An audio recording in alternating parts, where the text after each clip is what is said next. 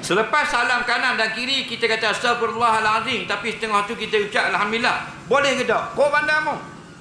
Boleh belaka. Assalamualaikum warahmatullahi. Assalamualaikum warahmatullahi.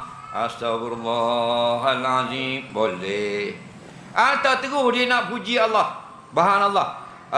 Assalamualaikum warahmatullahi. Assalamualaikum warahmatullahi. Dia pun subhanallah, subhanallah. Boleh. Faham? Boleh belaka. Kerana Nabi sebut dalam hadis, bila habis salam dia, Nabi kata astagfirullah, astagfirullah. Betul tak? Dan hadis yang lain Nabi kata man sabbahallah fi kulli duburis salat salasa masalasi wa haminallah salasa masalasi wa kabbarallah salasa masalasi kaza wa kaza. Barang siapa yang kata lepas salam sembahyang subhanallah 33 kali, alhamdulillah 33 kali, Allah Akbar 33. Betul tak? Atau assalamualaikum warahmatullahi, assalamualaikum warahmatullahi. Dia pun pergi main pipong. Boleh tak? Tak haram. Kenapa? Yang wajib solat tu.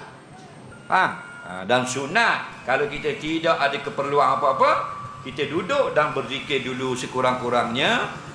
Kita kata istighfar 3 kali dan Allah ma'antas salam sekali. Soalan